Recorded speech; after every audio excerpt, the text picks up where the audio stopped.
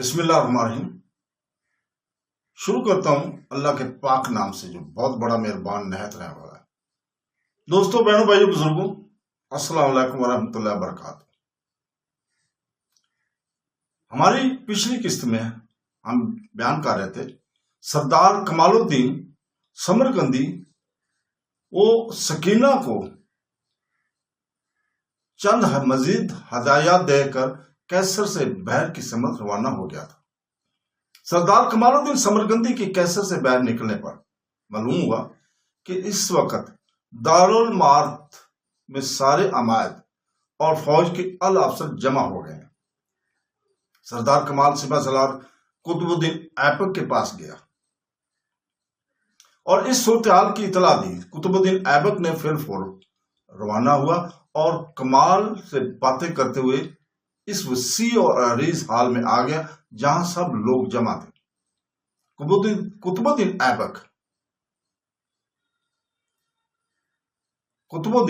ایبک پر نظر پڑتے ہی سب لوگ تعظیم کے لیے کھڑے ہو گئے تھے، اور جب ایبک اپنی سب سے بلند جگہ پر بیٹھ گیا تو سارے عمادین اور افسران فوج بھی بالترتیب اپنی اپنی جگہ پر بیٹھ گئے تھے۔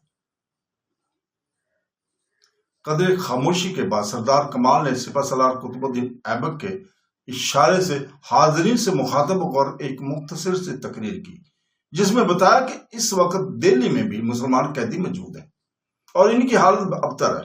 علاوہ ازیں باغیوں کی روز افزوں بڑھتی ہوئی سرگرمیوں کا سبب یہ ہے کہ یہ پرتھوی راج چوہان کے بھائی بند اور دوسرے رشتہ دار ہیں جنہیں مسلمانوں سے شدید نفرت ہے، اور ان باغیوں کی سرپرستی کنوج کا راجہ جے چند کر رہا ہے۔ سردار کمال الدین نے کچھ راجکماری سے سنا ہوا حال اور کچھ اپنی معلومات سے اخذ کردہ حالات ایسے مؤثر الفاظ میں بیان کیے کہ سننے والے سخت مضطرب نظر آنے لگے۔ اسلامی غیرت نے سارے مسلمانوں کے دل میں قومی حمیت اور حمایت کی تازہ روح پھونک دی، اور ان کے رگوں میں خون کی رفتار تیز سے تیز تر ہوتی گئی، اور وہ میدان جنگ میں دشمن کفار سے دو ہاتھ کرنے کے لیے بے تاب ہو گئے۔ سارے فوجی افسروں نے اتفاق سپہ سالار قطب الدین ایبک سے درخواست کی کہ وہ سب سے پہلے قنوج کے راجہ جے چند کو اس کی سازشوں اور باغیوں کو شاہ دینے کی سلسلے میں سزا دی جائے، اور بلا تخیر قنوج پر حملہ کر دیا جائے۔ اس کے بعد دہلی کے راجہ اور دوسرے باغیوں کا قلع کما کرنے کے لیے ان پر حملہ کر دیا جائے۔ افسران کا کہنا تھا کہ وہ اسے اسلامی بھائی چارے اور انصاف اور مروت کے خلاف سمجھتے کہ وہ چند شہروں اور قلعوں کی فتح پر مطمئن ہو کر مزے سے ہاتھ پر ہاتھ دھرے بیٹھے رہیں، اور ہندو راجاؤں کے علاقوں میں مسلمانوں پر ظلم و ستم کے پہاڑ ڈھائے جائے اور انہیں قیدی بنا کر ذلیل و خوار کیا جائے۔ یہ غلط ہے، ہم یہ برداشت نہیں کر سکتے۔ ملک قطب الدین ایبک نے اپنی فوج کے افسران کی پرجوش تقریر سن کر اظہار مسرت کیا اور ان کی ہمت اور حوصلے کی داد دیتے ہوئے کہا، مجھے تم سب لوگوں کی اس رائے سے اتفاق ہے کہ سب سے پہلے جے چند والی قنوج پر حملہ کر کے اسے قرار واقعی سزا دی جائے، لیکن میرا سردار کمال الدین سمرقندی مجھے اس اقدام سے روکتا ہے۔ اس کی رائے ہے کہ ہمیں سب سے پہلے دہلی پر حملہ کر کے اس علاقہ اور آس پاس کے مسلمانوں کو تحفظ دینا چاہیے، اور اس کے بعد قنوج کی طرف رخ کرنا چاہیے، کیونکہ کمال سمرقندی کے خیال میں ہندوستان میں قنوج کو بڑی اہمیت حاصل ہے۔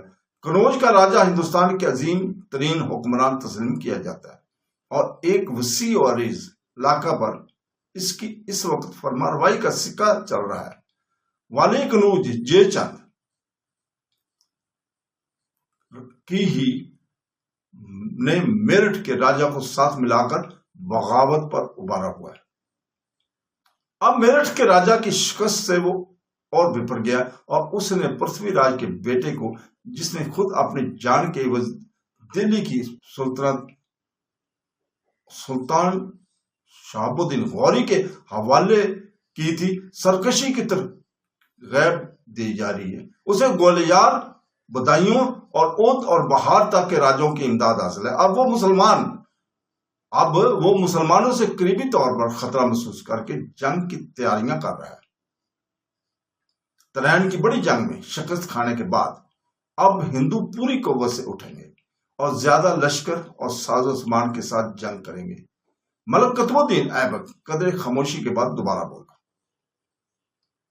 کہ میرے سردار کمال سمرقندی کی رائے ہے کہ ہمیں جے چاند کی جنگی تیاریوں کی خبر سلطان محمود غوری کو غزنی بھیجنی چاہیے اور سلطان کے رکاب میں رہ کر کنوج کے راجا کو لڑائی میں شکست دینی چاہیے۔ میری رائے میں سردار کمال سمرقندی کا یہ مشورہ نہایت مناسب ہے۔ ہمیں اس پر عمل کرنا چاہیے اور سلطان محمد شہاب الدین غوری کی آمد ہندوستان سے قبل جہاں ممکن ہو دوسرے باغیوں پر حملہ کر کے ان کی پنج خانی کے کام میں مصروف رہنا چاہیے، کیونکہ سلطان کی آمد سے قبل طویل مدت تک جنگ کو ملتوی رکھنا اور بیکار پڑے رہنا یقیناً بزدلی کی بات ہے۔ یہ کہہ کر ملک قطب الدین ایبک نے سردار کمال الدین سمرقندی کی طرف دیکھا تو کمال نے اپنی جگہ پر کھڑے ہو کر کہا، میری ناقص رائے میں اس وقت کنوج پر حملہ کرنے کی بجائے ہمیں دلی کے راجا کی خبر لینی چاہیے۔ محترم سپہ سالار کی اجازت سے آج ہی ایک قاصد غزنی بھیج دیا جاتا ہے۔ قاصد کی غزنی پہنچنے کے بعد انشاءاللہ تعالی حضور سلطان محمد شہاب الدین غوری جلد سے جلد ہندوستان کی طرف روانہ ہو جائیں گے اور ہمیں سب حسب ضرورت کمک بھی مل جائے گی۔ اس دوران جے چاند والی کنوج نے نہ تو آسمان کی بلندی میں غائب ہو جائے گا اور نہ زمین کی اتھاہ کرائیوں میں غرق ہو جائے گا، اور نہ کنوج سے چند روز جنگ کو ملتوی رکھنے سے ہم کو کفار سے جہاد کرنے کی دعووں میں باطل قرار پائیں گے، نہ تو ہم میں کوئی تبدیلی واقع ہو جائے گی اور نہ ہمارا سچا جوش اور خروش غفلت کی نیند سو جائے گا۔ موجودہ حالات میں ہمارے لیے مناسب یہی ہے کہ دہلی پر حملہ آور ہو کر اور کفار کے اس ٹھکانے کو ختم کر کے دہلی کے مسلمانوں کو تحفظ دیں۔ گو ہمارا دشمن قریب ہے اور قوی بھی ہے کہ لیکن ہمیں اپنے خدا کی مدد اور حمایت پر بھروسہ کرتے ہوئے دہلی پر حملہ کر دینا چاہیے۔ اگرچہ فوج کے افسران اور مایادین کا جوش و خروش سردار کمال الدین سمرقندی کی اس تقریر سے کم نہ ہوا، لیکن آخر کار با اتفاق قطب الدین ایبک کے تمام اہل رائے اور خود ایبک نے اس حقیقت کو تسلیم کر لیا کہ بحالت موجودہ سلطان شہاب الدین محمد غوری کے بغیر کنوج پر حملہ کرنا خود کو خواہ مخواہ ہلاکت کے خونخوار دریا کے نظر کرنا ہے۔ چنانچہ سردار کمال کو اجازت دے دی گئی کہ وہ بلا تاخیر ایک معتبر قاصد کو سلطان محمد شہاب الدین غوری کی خدمت میں بھیج کر کنوج کی صورتحال سے آگاہ کرے اور دہلی پر چڑھائی کے لیے فوج کی ساتھ کل علی صبح سویرے میرٹھ سے کوچ کر دے۔ سردار کمال الدین سمرقندی نے اسی وقت فوج کے 2 بہادر افسران کو ایک دستہ فوج کے ساتھ قلعہ میرٹھ کی حفاظت پر مامور کیا اور اپنے کئی آدمیوں کی میرٹھ کی طرف سے سامان رسد جمع کرنے کی ہدایت کی اور سب کو کام تقسیم کر دیے، اور مجلس برخاست ہونے سے قبل سردار کمال نے ایک ہوشیار بہادر اور معتبر قاصد کو ایبک کے خط کے ساتھ سلطان شہاب الدین محمد غوری کی خدمت میں غزنی روانہ کر دیا۔ خط میں ہندوستان کی صورتحال اور راجہ جے چاند والی کنوج کی مذموم سرگرمیوں کا تفصیل سے حال درج تھا، اور سلطان سے استدعا کی گئی تھی کہ وہ کفار کی سرکوبی کے لیے ہندوستان تشریف لائے۔ ملک قطب الدین ایبک کے معتمد سردار کمال الدین سمرقندی نے اپنے آدمی کی وساطت سے دن بھر میں اطراف سے سامان رسد بھی جمع کر لیا تھا اور جنگی ساز و سامان بھی فراہم کر لیا۔ پھر سردار کمال کا رات کا زیادہ حصہ ملک قطب الدین ایبک کے ساتھ صلاح مشورے میں گزرا اور نماز فجر کی ادائیگی کے بعد قطب الدین ایبک کا لشکر میرٹھ سے دہلی کی طرف روانہ ہو گیا۔ سن 1192 کی ایک صبح ملک قطب الدین ایبک کا لشکر میرٹھ سے روانہ ہو کر منزلیں مارتا ہوا دہلی کے قریب پہنچ گیا تھا۔ دہلی کے والی نے جو پرتھوی راج کا بیٹا تھا خود میں مقابلے کی سخت نہ دیکھی تو قلعہ میں مسور ہو کر بیٹھ گیا۔ قطب الدین ایبک نے قلعہ دہلی کا محاصرہ کر لیا اور اس کی فوجیں مناسب مقامات پر مورچے کیمپ کرنے کے بیٹھ گئی۔ قطب الدین ایبک کی فوج نے قلعہ کا محاصرہ کر رکھا تھا کہ مسور نے ایک روز قلعہ کا دروازہ کھول کر مسلمانوں پر حملہ کیا۔ ایک جیش کا سالار سردار کمال الدین سمرقندی کے مقابلے کے لیے آگے بڑھا اور معصورونی کو شکست دے کر لوٹ جانے پر مجبور کر دیا اور خود بھی اپنے سپاہیوں کے ساتھ ان کے پیچھے پیچھے قلعہ کے اندر پہنچ گیا۔ وہ لڑائی میں اس قدر ماہر تھا کہ اسے خبر نہ ہو سکی کہ وہ اپنے 4-5 سپاہیوں کے ساتھ قلعے کے اندر ہے اور اس کا پورا جیش باہر رہ گیا، لیکن وہ اس صورتحال سے گھبرایا نہیں، اپنے 4-5 ساتھیوں کے ہمراہ قلعہ میں لڑتا رہا۔ ہر طرف سے اس پر تیروں اور پتھروں کی بارش ہو رہی تھی اور اس کے ساتھی جان بازی کے جوہر دکھا رہے تھے۔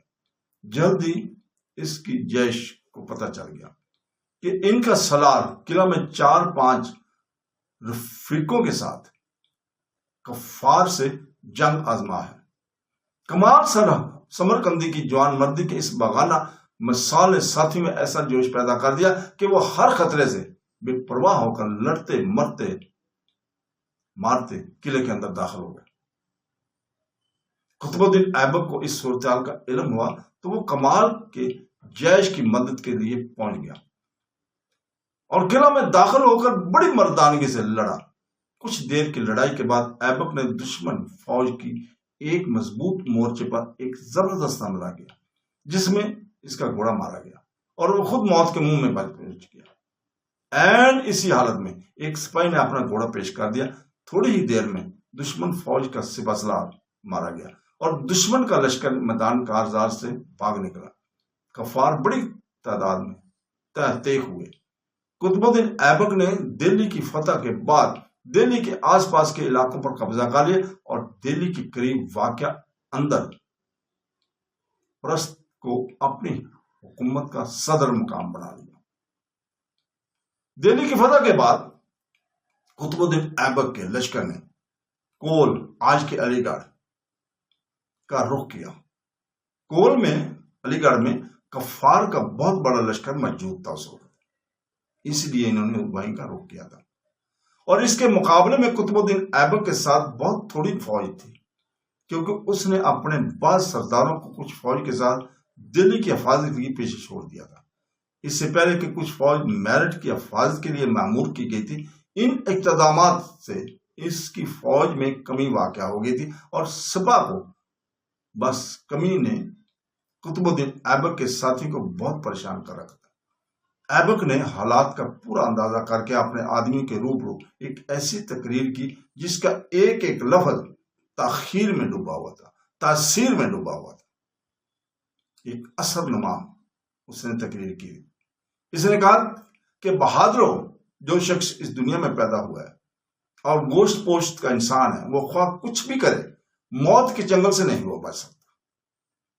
اسے ایک نہ ایک روز ضرور موت کا لقمہ بننا پڑے گا، موت کا مزہ چکھنا پڑے گا۔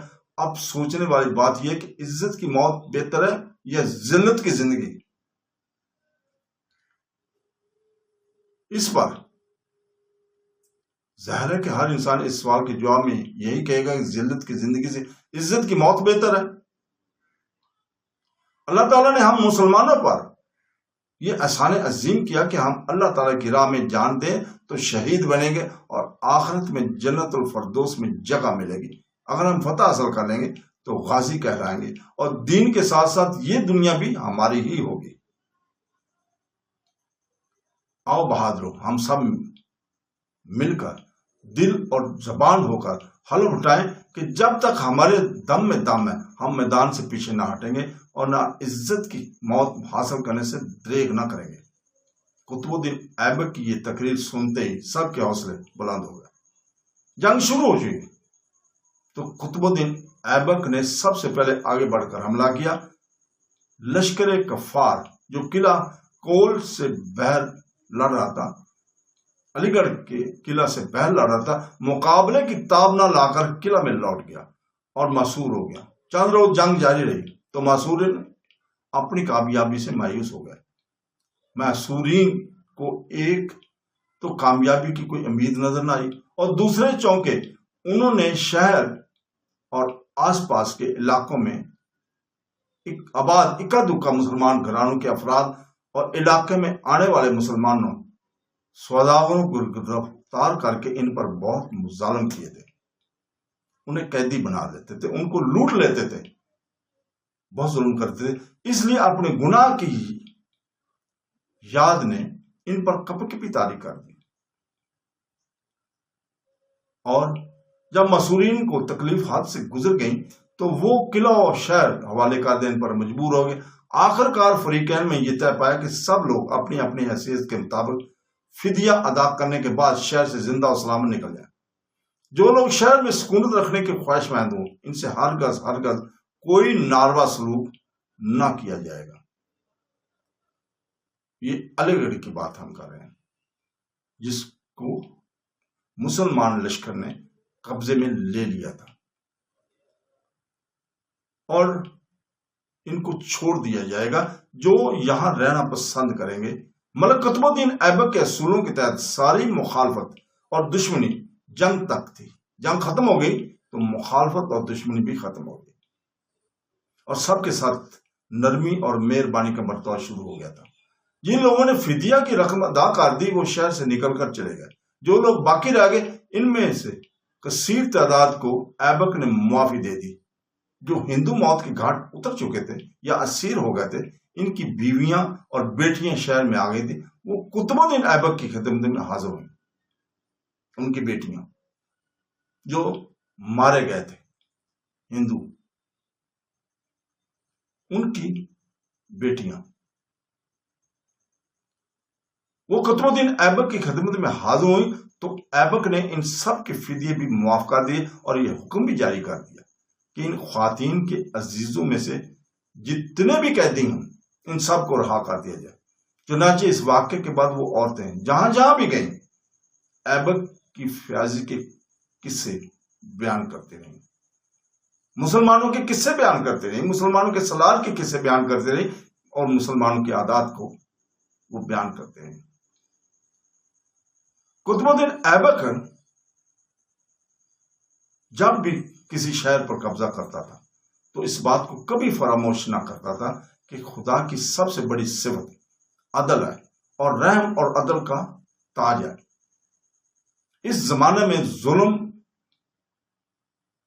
اور زور عام تھا، مفتوؤں پر ہم اقسام سختیاں روا رکھی جاتی تھی، لیکن قطب الدین ایبک مفتوع علاقے کے لوگوں سے نرمی، رحم، شفقت کا ایسا برتاؤ کیا کرتا تھا کہ اس کی مثال نہیں ملتی۔ چنانچہ کول جس کا نام علی گڑھ ہے آج کل، علی گڑھ کے لوگوں سے بھی اس نے بہت عمدہ سلوک کیا تھا۔ اس دور میں قطب الدین ایبک نے علی گڑھ کو فتح کے بعد اس حصے کو ملک کا انتظام اس خوبی سے کیا کہ رعایا اس کے گیت گانے لگی تھی۔ بہت سی اچھائیاں، بہت سے ہندو عورتیں، بزرگ، ان کو بلا فدیہ رہا کر دیا گیا تھا اور اس نے عام ماک میں ہندوؤں ہی کے ہاتھ میں رکھے، جو وہیں کام کر رہے تھے ان کے ہاتھ میں ہی رکھے۔ البتہ نگرانی کے لیے جا بجا مسلمان افسر مقرر کر دیے گئے تھے۔ غریب کسان کی حالت خراب تھی، ان کے ساتھ برا سلوک ہوتا تھا۔ ایبک نے ایسے سارے قاعدے قانون منسوخ کر دیے جو مختلف طبقوں میں امتیاز پیدا کیا کرتے تھے اور ظالموں کے ہاتھ دراز کرتے تھے۔ اس سے عام رعایا بہت خوش ہوئی۔ علی گڑھ کی رعایا نے خوشی سے نعرے بجائے، کیونکہ وہاں پہ مسلمانوں نے جو بھی کام کیے وہ عدل اور انصاف کے تحت کیے تھے۔ تو دوستو، اس کے ساتھ ہی ہم اجازت چاہتے ہیں کل تک کے لیے۔ کل ہم انشاءاللہ تعالی اگلی قسط آپ کے سامنے لے کر آئیں گے، جس کو راج کماری کی تلاش، اس کو ہم بیان کریں گے۔ اللہ حافظ۔